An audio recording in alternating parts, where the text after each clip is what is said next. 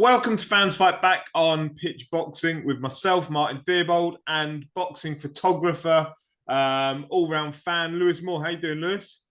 I'm doing good, thank you, Martin. How about yourself? Yeah, I'm very well. Before we get into it too much, where can people find your photography if they want to see it? We've got on Instagram, it's more photos, more with two O's and photos with two S's on the end. Or I'm on Twitter with the same name. Excellent. So they can find you, see your photos from boxing events, and catch up with your work. Absolutely. Excellent. So yeah, it's been a busy weekend of boxing. It's a busy weekend upcoming as well, actually, which I didn't really realise until today when I'd looked. But yeah, we'll start. Let's go with Friday night. Did you watch the channel? Were you one of the 1.88 million people that watched the Channel 5 show? I was not. I was busy at the time, but I did see that it got fantastic views, and I watched a few of the highlights afterwards. It was good to see Liam Williams get a bit of a run out, and Harlem Eubank, of course. And yeah, absolutely, it was it was fantastic to see those sort of views. I mean, of course, it's Channel 5, so it's free to air and everything. And I think that's Channel 5 have always had. I think up until recently they had can't quite remember his name. Mick Hennessy Promotions, that's the one. Sorry, I had a bit of a blank spot, but yeah, no, that so they've always had quite a good base there, and I think people know to go to them to box in on a quite regular basis. I'm assuming they're also doing the Williamson versus Kelly fight this coming Friday. Yeah, so that should get quite a few views. I think that might even outperform it. But yeah, no, it was a good card. If you go back, they had Udofia versus Bentley was on Channel 5, and they advertised at the time that it got just over 1 million views. So for this to get 1.88, Udofia versus Bentley, with all respect to Farrell versus Eubank, Udofia Bentley was 10 times the fight for more meaningful titles. So look, if that's the building blocks and they're building a product, then I'd hope to see Williamson versus Kelly this weekend do huge numbers. Like if they're starting to draw in viewers to these things. I did compare it the week before. I think it got comparable viewing figures on Channel 5 to some program about a Yorkshire vet, got about 1.5 million viewers. And I think the highest program on Channel 5 the week before got about 2 million viewers. So it's doing well based on Channel 5 viewing. Yeah, absolutely. And I think nowadays, as we've seen, so many different broadcasters in the UK, we see all the promotional companies stretched quite thin. It's good to see one of the, not the sort of the two big players, Queensbury and Matchroom. It's good to see even the sort of third and fourth place guys getting massive views for what was a York Hall event. So yeah, it's brilliant to see. Yeah, it's almost that middle ground between big companies and kind of small, like a hybrid effort. So yeah, 1.88 million viewers. I didn't watch the fight. Doesn't do a lot for me, but brilliant in terms of figures. Moving on from that Saturday night, starting with, did you watch DAZN? Did you watch BT? Did you flick? Did you have two screens going on? I was actually at the Dilly and Whyte fight, so it would have been a bit perverse for me to look at my phone watching the Frank Warren card while I was sitting there enjoying the fights. But no, it was fantastic. There was a couple of really good undercard fights. Sandy Ryan had a real scrap with an Argentinian woman for an international title. That was a good 10-rounder. Wardley Gorman, I'm sure we're going to speak about that, speaks for itself. I've always thought Wardley, I've always quite liked him. I've spoken to him on a Twitter or Spaces on a couple of occasions, and I met him at the Danny Jacobs on Ryder card, got a selfie with him. Massive guy. I'm about 6'4", but he was a good bit above me, and he's always been such a nice guy whenever I've had an encounter with him. And he's such a, I don't want to say weird because that sort of sounds like I'm criticizing him, but he's such a strange fighter because we saw him with Eric Molina, we saw him with Nathan Gorman, and we saw him even with Nick Ball. He'll kind of be not struggling and not behind, but it'll just sort of be someone will be having a lot of success with him, as Gorman was having in that first and second round, and then all of a sudden he'll just sort of flick that light switch on and it'll just completely KO the other person. He did it with Eric Molina, where he got hit with a really good right hand and he was sort of going on the back foot, looked as if he might have been a little bit buzzed. And then 3 seconds later, Eric Molina was on the floor and he wasn't getting up. Same thing happened with Nick Ball. And the same thing happened with Nathan Gorman, where I remember watching the first round and thinking to myself, Gorman's completely having his way with him. Like it was quite one-sided for 1 or 2 rounds. And then, like I said, Wardley just has this weird ability to just to get a KO almost out of nowhere. But it was a fantastic fight and the crowd really enjoyed it. It's almost Froch-esque that he needs to be. That's good comparison, actually. I haven't thought of that. He needs to be kind of hurt and realise there's danger before he properly kind of goes through the gears a bit. That's what I always think watching him. That I know Froch has got that long and, he's a GB amateur and he had a decent amateur career. Wardley, far from it. He's that white collar background, well documented. But in terms of style and in terms of attitude, those two almost go hand in hand for me. But like you, I thought Gorman had him in all sorts of problems in that first round. I thought, and for some reason, I was watching some of the undercard on DAZN. My sound and my picture were out of sync, so I turned the commentary off entirely, and then I turned it back on for the second round. I was like, someone's getting hurt here. Like, I'll accept that there's a little bit of a, they're out of time, but I want to hear what's going on in terms of the crowd reaction. And yeah, it was. I really enjoyed that. How did it go down in the venue? Yeah, absolutely. It's always good when you sort of something happens and then you find yourself on your feet and you don't know how you've stood up. Something exciting has happened. And you just sort of go, oh, I'm standing up now. I've got to sit down when it in between rounds. But yeah, I think it was the second round where Gorman got put down twice. And like I said, up until then, it was not one-way traffic, but Gorman was having his way with him. And then all of a sudden he gets put down twice, got put down again in the third, and then the towel got thrown in. But yeah, everyone loved it. That and the Sandy Ryan fight were definitely the two sort of most electric reactions you got out of the crowd that night. And the very end of the Whyte fight, because I'm sure we'll talk about it, but most of it was, I was quite critical. I was sort of sitting there thinking this, and I'll be honest, I'll put my bias out there. I'm a massive Dillian Whyte fan. Joshua Whyte was the first fight that I sort of really got involved with, and I've always really enjoyed following Dillian Whyte's career. I don't like to speak about it too much on Twitter because he gets a lot of criticism on there. Some of it just, a lot of it not so much, in my opinion, as a fan of his. But I remember watching it and thinking, this is a bit, subpar. I've watched it back since, and I think I've found this quite a few times, and as I'm sure you have, when you watch it in person, you get a different.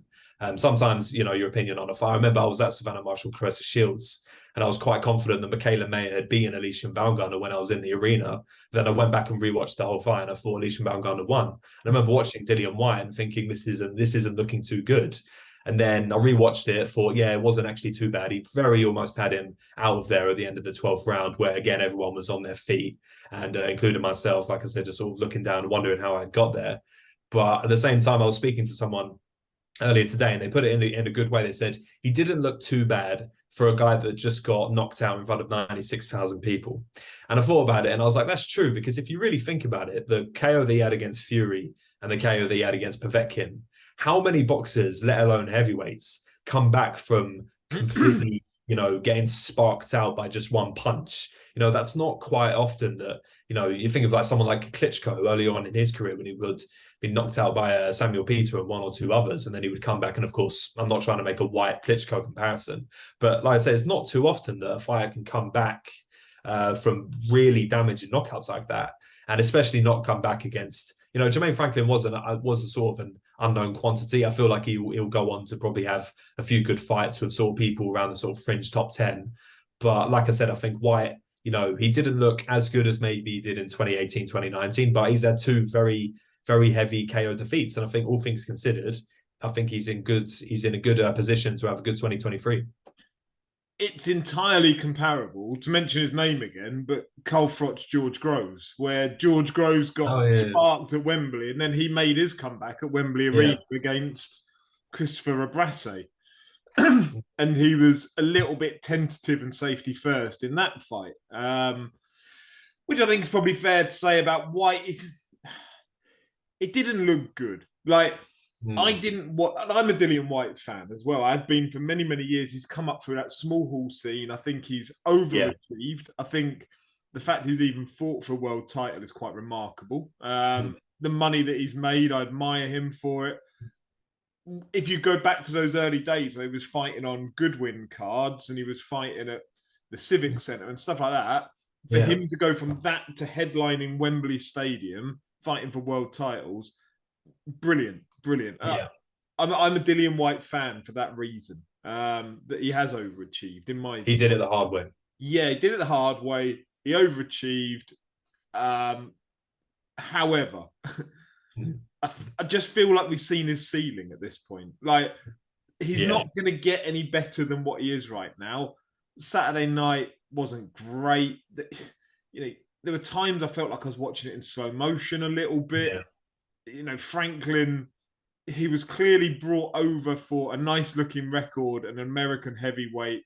He turns up, you know, he's out of shape. He looks a bit of a mess. You're kind of thinking, well, that's fine. Whyte can finish him off fairly quickly. It'll all look good. And then he didn't. But I didn't turn it on until about the 8th round once the BT card finished. But so I can't really comment. But those last few rounds, it all looked a little bit like boxing underwater at times. Yeah, and don't get me wrong. I think the first 8 rounds that you missed were actually just a little bit slower and a little bit worse. They picked up the pace. Absolutely, yeah. But yeah, I mean, who wouldn't tune in for Whyte Joshua next year at Wembley Stadium? We all would. Yeah, absolutely. Yeah, I think that does the Tottenham Stadium. That sells out. I wouldn't say easily, but I think it would for certainly sell out. Same venue as Fury Chisora coming up this weekend. But yeah, I think that I don't see them having interim bouts. I mean, they've talked briefly about Joshua Wallin or maybe giving Whyte another one. But I really don't see that happening. I think DAZN especially are going to look at this and think, we need a big event. We don't want to mess around with Joshua Wallin at the O2. We want to go straight into Dillian Whyte versus Anthony, or Joshua versus Whyte too, probably at Wembley, probably at Tottenham. And I think, April sort of May time. I think that's probably what we can expect next. And let's be honest, both of them right now are prone to a loss. Like, you shove them in with Otto Wallin, there might be a very good reason Dillian Whyte never fought Otto Wallin after he was meant to, and it got postponed, and then never happened.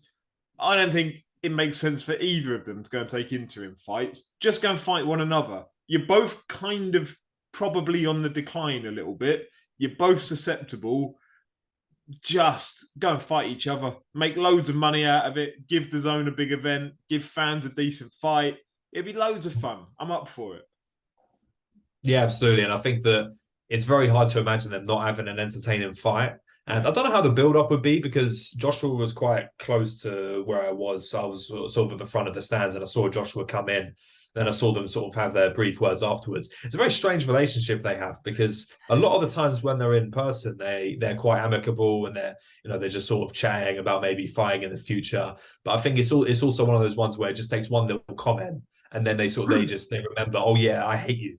And I think that hopefully, well, I don't want to say hopefully. I mean, I can't imagine Joshua throwing a table over at Whyte like Chisora did, but part of me would hope that build-up would be quite good in the new year. I think that's probably the only fight where we're likely to see that darker side of Joshua. I think that background and personal history between the two, I think that's the one most likely to get that vicious side of Joshua to come out in the build-up. And 100% believe Whyte would bring that same side of him. I don't think it's a fantastic fight, but I think it's a fantastic event. And I think it'd be, winner goes on, fights for world title, loser, whatever, really. Like, at this point, does it really matter for either of them? I'm not convinced it does. It's more the spectacle, the money, the event, the legacy. Because they're both quite sort of intelligent guys in the sense of, like we were saying earlier, like Dillian Whyte has done, if you sort of were to look at just his sort of level of ability, you might think that kind of a guy wouldn't go on to achieve the kind of things that he's achieved. I think he said it before himself about how, sometimes he's a little, he thinks he's the best in the world, of course, as any top tier boxer would, but he sort of looks at the level he's at and he's almost a little bit surprised. And I think that if they were to have that big event next year, like I said, I think one thing that sort of alarms me about Joshua nowadays is when Herman was talking about him once or twice, he was saying how he needs something to sort of, he's not interested that much in maybe a Wallin or like a tune-up against someone that's not really on his level. He needs something to sink his teeth into. And that, to me, is a little bit of an alarm bell. It makes you question, he was always the stay hungry, stay humble guy. You always have to wonder how much hunger is left. But that Dillian Whyte fight is going to get him not as fired up as a Fury, but it'll probably get him the same amount of energy, if not more, as a Deontay Wilder fight. Him and Dillian Whyte have, a lot of history going back a can't remember when that first amateur fight was. I think it might have been 2011. But like they've got a decade of history with each other of going in the ring. Anthony Joshua always used to talk about how he had knocked out his first 2 opponents in the amateurs, so invited all of his friends to come see his third one. And his third one was Dillian Whyte. Dillian Whyte put him down a couple of times, and then Dillian Whyte got it on points. So there's a lot of emotion there. And I think, like I said, I think it would just take one little comment to get it all fired back up again. Yeah. Yeah. I want to see that. I don't want anything in between. Just chuck the 2 of them in the ring. Winner gets Deontay Wilder. Whatever. Like, winner gets Tyson Fury. I don't care really at this point, but that's the fight we need to see next for me. There's no other, unless they're going to fight a Fury or a Wilder, then fight one another. So I'm guessing, have you caught up on the BT card from Saturday night? Yeah, I had a look at Hamza Sheeraz's fight and the main event. Hamza Sheeraz again seems to be just. I remember we talking about him a couple of podcasts ago, and I think he's the real deal, and I think he's going to go on to achieve great things. But yeah, Ryder versus Parker again, or Parker versus Ryder, should I say? Yeah, it was an unfortunate ending. I'm not quite certain of who would have won. Maybe that hand hadn't have been broken. I heard that Parker was ahead at the time, but it definitely looked like John Ryder, with that seasoning and that experience, was coming right back into it. And again, I think even the BT commentator said we're probably not going to see a rematch, because now John Ryder has the Canelo fight potentially on the table. We've sort of had the Emirates and Wembley sort of dangled in front of us, but I feel like I can't imagine Canelo coming over to Britain on Cinco de Mayo on a Mexican holiday, comes over to this side of the Atlantic. But yeah, no, it was an unfortunate ending. But I think if it's an excuse to get Canelo over here with in the UK, there'll be something to really look forward to. I don't know why the promoters talk like it's a given that Canelo's just going to come over to the UK. Like, yeah. Maybe it is. Maybe they've had these conversations already, but it seems very weird that it's painted that John Ryder is the draw out of the 2 fighters and is going to bring over Canelo. He's the A-side mine. I don't know if you know that, but he actually is going to dictate terms on this one. Yeah, I'm not really sure I understand it. Like, Canelo's got a home in boxing. That's Vegas. He does very well out in Vegas. He is, as you say, Cinco de Mayo. I don't understand why the talk of Ryder. Now, it might well be with Canelo coming back from his surgery. Maybe he's happy to take a fight away, go back and test himself, make sure it all works, and get ready for September for a huge fight. But yeah, I don't understand why they talk in such definite terms. It's always sort of dangled in front of us. The big pay-per-view stars sort of doing that international tour. I think it's been about 5 years in the making. The Anthony Joshua Global Tour, or Floyd Mayweather was going to come over to the UK or something like that, or Manny Pacquiao was going to come over and fight Josh Taylor. I remember hearing that and thinking, what on earth is that's just never going to happen. But even he went to, I think he went to Monaco, and I think he went to Australia. And I think that Canelo has sort of talked about that international fight. I have a feeling it would happen, but I'm feeling that because he said that, like he said, coming off of the surgery, he's going to take one little warm up, and then he's going to, he said he wants the Bivol rematch in September. We'll see if that pans out. But I think a fight in Mexico for him makes a lot more sense if you're going to have that little international thing that again we've been hearing about for ages. Yeah, if that's going to happen, I think fighting in the UK is something that all fighters talk about how they want to do at some point. But at the end of the day, when you're Canelo Alvarez and you're in the 8-digit territory, selling out I think it's the Azteca Stadium somewhere in Mexico, and it can hold about 120,000 people or something ridiculous like that. That's a bit more significant to him than a Wembley or an Emirates. You know what I mean? He's probably never heard of what the Emirates is. No disrespect to Arsenal, but my whole family. Plenty of disrespect to Arsenal. It's fine. I'm not into football myself, but my whole family is divided between Tottenham and Arsenal fans. My dad's a Tottenham fan. Fuck the Emirates. I don't care about it. Little stadium, small. But no, you're right. Like, I'd be amazed to see him come over. I would, and it's almost amusing. Love it to happen, but the chances. Yeah, and it's almost amusing because I know there was a clash of shows, but Matchroom didn't send Frank Smith down to the BT show to go and watch John Ryder. So I don't know who was with John Ryder from Matchroom. No idea. But you see an interview with Hearn afterwards where he's chatting to him on his phone. I thought, right, well, I don't get this. Like they're selling Ryder down the river almost to me, in that they're using him as bait for Canelo. Like Hearn almost talks in terms of a small tick-over fight for Canelo over in the UK before he's ready for the big fights. That's against his own fighter. Yeah. That's his own fighter that he's talking about. So it always seemed a strange one to me. Like John Ryder's an accidental world champion for Matchroom. Like it doesn't feel like he's been invested in nor cared about, and I feel sad for him in that sense. They got him the Danny Jacobs fight over here. That's brilliant for him. That ultimately got him the world title fight. So to that end, yes, they have, but it almost feels he's a low priority. But let's see what they do with that world title now. It's an interim WBO. It was a strange one.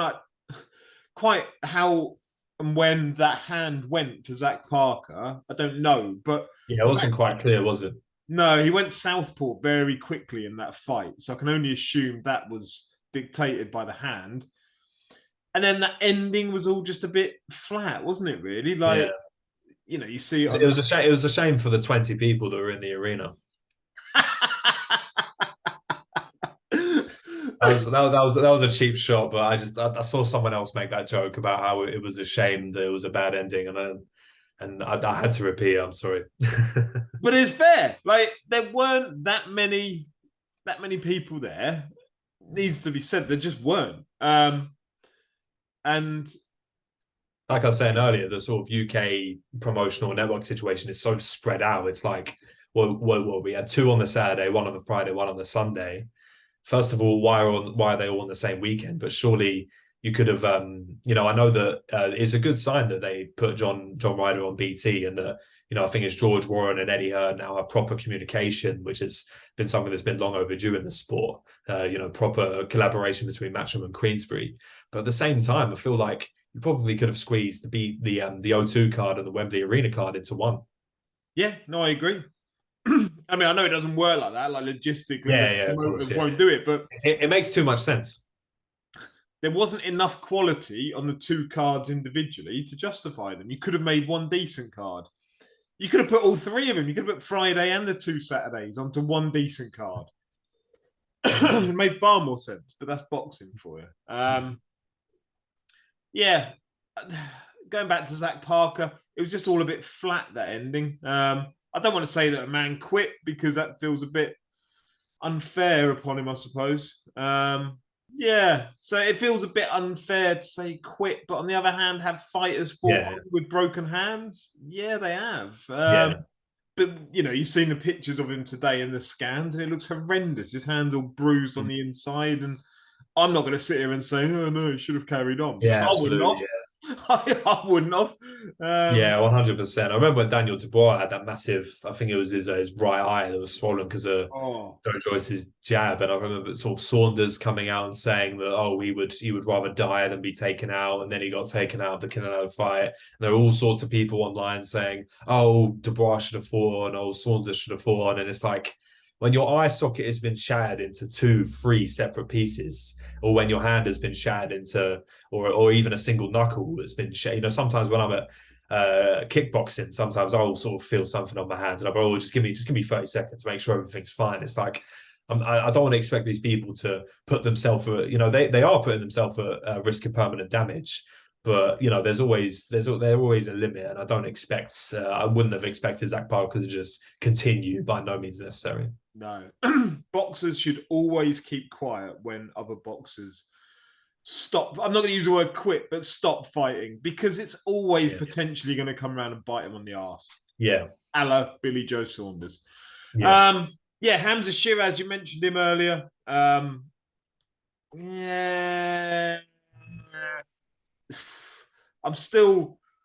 He looked phenomenal. He looked fantastic. I'll tell you what, my MD at work kind of said to me today, I saw someone in box on Saturday night, and that tall middle one, Hamza Sheeraz, he was blown away by him. Said he looks brilliant.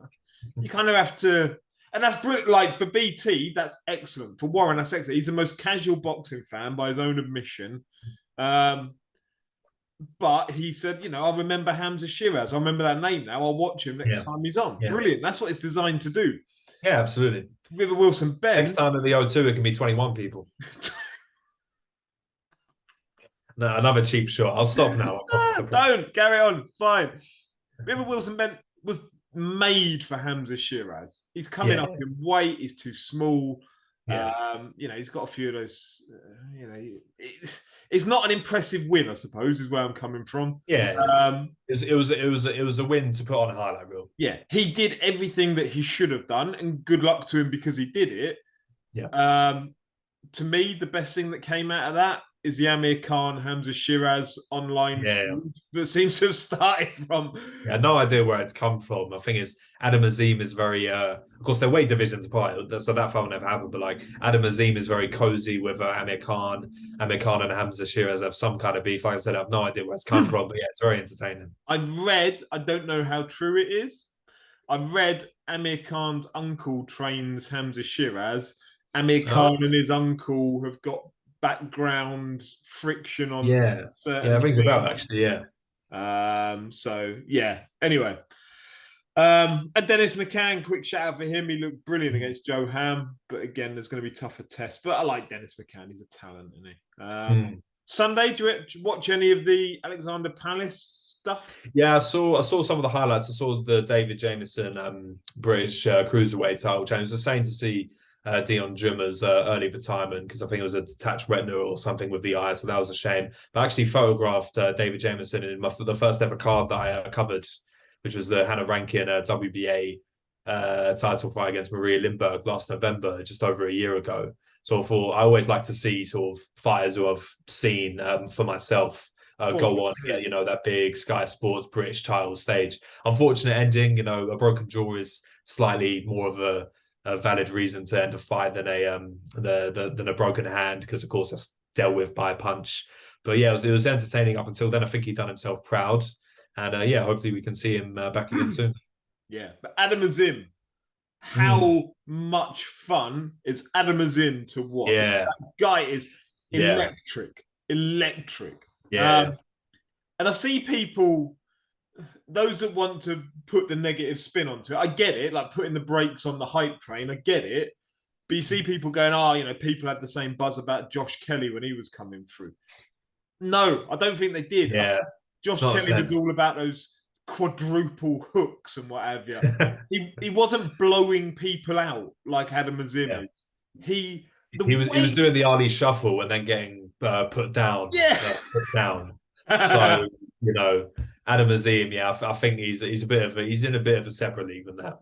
No, I agree. And Sky never replayed it on Sunday. That second knockdown where he took. I was going to say, I saw your tweet around that. I remember watching it. It's like he hit him with the uppercut, and then there was the delayed reaction because Ryan Charlton, even after he was hit, he threw a hook or something like that, and then he went down. And I really wished on the highlights they'd shown the slow motion of that shot, but I couldn't find it anywhere. That was just spectacular. That one was almost better than the actual knockout, I thought. It was a step to the left as Charlton was throwing the right hook, which Charlton still tried to throw even after he'd been connected up for that left uppercut. Yeah. Love an uppercut as well. That was just beautiful. And then that overhand right that finished it. Adam Azim is a handful. But there are so many good fights in that division. So many potential good fights, from Dalton Smith to Lewis Ritson to there's loads. There's loads from Casey. We're starting to get a little bit of our own 140 Gauntlet in the UK, aren't we? Yeah, Harlem Eubank, chuck them all in, all these names. I'm not saying he should fight O'Hara Davis yet. O'Hara Davis has got too much experience, but there are others that are his peers that. Why shouldn't we start to see these fights? They'd be brilliant. They'd be absolutely brilliant. But I don't think anyone's going to be queuing up to fight Adam Azim. Yeah, absolutely. Yeah, he's a handful. So this weekend, Josh Kelly versus Troy Williamson up in Newcastle. What do you reckon? Yeah, we just mentioned the the Lomachenko moves. I think it was like 15 left hooks, all after one after another. Yeah, Yeah, I think none of which Williamson. seem to hurt the bloke. Like you'd think after 13 of them, You after think 13, you might. after throwing 15 they would hit the canvas, but apparently not. But I remember someone called him the British Paulie Malignaggi, which I found quite funny. But no, I think I think this one this Friday. I can't remember exactly where it is, but Newcastle, that's the one, and that's Kelly's hometown, isn't it? Sunderland is hometown. Oh, okay. Is it Williamson's hometown? Yeah, no, but I think he put on a Newcastle shirt just to play up to it. I'm with you, yeah. But I think Williamson is rightly the favourite. I remember that war with Ted Cheeseman. He's had one or two wins since then, and yeah, really looking forward to that one. Yeah, who wins? I'd say Williamson. I think Josh Kelly. I think he's one of those weird ones because he's too big for welterweight, but he's also too small for super welterweight. Yeah. And I think that, Troy Williamson, on the other hand, he's a very big guy. I think he's very heavy-handed. And I don't want to make too many comparisons between him and Avanesyan, who we know Josh Kelly lost to, but I do see some similarities there with the heavy-handedness and the tendency to scrap. So I'd say Williamson, but not comfortably. I would say Williamson will grit it out. I think he's just... Yeah. He's got that dog in him. As we saw in the Cheeseman fight. I can see that. One on the undercard for that, which seems to have gone under the radar, Lyndon Arthur against Joel McIntyre, a light heavyweight. Which... Oh, was he on that card? Oh, fantastic, yeah. Because he was supposed to be on the Conor Ben Eubank card, which, of course, we all know what happened. Yeah. Joel McIntyre, his opponent, English light heavyweight champion. I've known Joel for years. He was English champion, lost it to Liam Conroy. Okay, yeah. Got absolutely battered by Liam Conroy down at York Hall. Lost his title, retired from the sport, came back about a year and a half back. I remember I was abseiling in Portsmouth with him down a big tower. Oh, wow. He was just about to make his comeback about a year and a half ago. And then he made his comeback, a couple of fights, became English champion again. He's a real dangerous fighter, but he's susceptible. But he can whack Joel McIntyre. So if he catches Lyndon Arthur, he could be in big trouble. It's a cracking fight on the undercard. I think. Yeah, I'm going to tune into that. Yeah. It's gone under the radar entirely. It doesn't seem to have been advertised particularly. So hopefully they show it. Yeah. And then biggest mismatch of the weekend: Fury Chisora 3. I was going to say the big one. We've got about 3 or 4 minutes left, and we haven't talked about the fight of the century. Yeah, I mean, outcome. Oh, I think Chisora points. I think Chisora points. Yeah, maybe a head clash. He gets stopped in the first round. Hopefully, that'd be quite funny. But I'll tell you what, I'm gonna be the optimist here. Right, there's two things about this fight. One of them's I'm a bit iffy on. But there's two things about this fight which I think are two little sort of silver linings in the cloud. The first one is the main one, and I think that as awful as the fight is, it makes Fury Usyk more likely. That's what the point of a tune-up is. It's let's keep him busy, let's keep him active, and let's set him up for something big. Again, we've had it sort of dangled in front of us, that undisputed heavyweight matchup since Joshua unified with Parker back in March 2018. But I feel like it is actually, never say that it's going to happen in boxing, because we all know what happens to undisputed heavyweight championship fights in Saudi Arabia. But I think it could be quite likely. Yeah, I think it could be quite likely for March, April kind of time. And I think the one good thing about this fight is that it does make that likely. On the other hand, I'm not like a fan of Chisora, I'd say. I like him more than, I have nothing against the guy. But I do think that at this stage of his career, I was thinking about this because I went to the Pulev fight at the O2. It's quite a good little scrap that was. And I remember thinking afterwards, I was like, I don't know where Chisora goes from here, because it's like he kind of needs a big one to. It sounds so wrong, but he kind of needs a big one to put his career to an end, and not in the sense of he needs a big loss to then just get knocked out and then he can never come back. But at the same time, I feel like for better or for worse, he's been sort of diving in between the top and the sort of fringe world level and world level of the heavyweight division for a decade. And I feel like that takes something within itself. And I think he deserves so much credit for that. And to have, the love of a lot of the British fans, old Derek Chisora and all of that stuff. I feel like he almost deserves a big send-off. The big send-off will probably be a one-sided KO if Fury's coming in at anything like good form. But yeah, those are the sort of two things that make me excuse it in my own mind. I would excuse it a lot more if it wasn't a £27 pay-per-view. Like, if it is a tick-over fight almost for Fury. Yeah. They almost acknowledge that. Like, the show itself, BT have called it Never Say Never. if that doesn't tell you what you need to know, I don't know what will. So, yeah, it is a tick-over fight. I think Fury will look good. Partly, he's got Dr. Usman in his team for this fight. I've seen. Didn't know that. Instagram. Didn't know that. Dr. Usman has put it up himself. I'm not saying anything untoward. On Instagram says Team Fury. No inferences can be made there. Yeah, nothing at all. Nothing at all. So I just hope the fight goes ahead. Anyway, right. Thank you, Lewis. Appreciate your time. All right, thank you, Martin. Thank you. No worries. For Pitch Boxing, fans fight back. Enjoy the show. Assuming it goes ahead Saturday night. Lovely. Take care.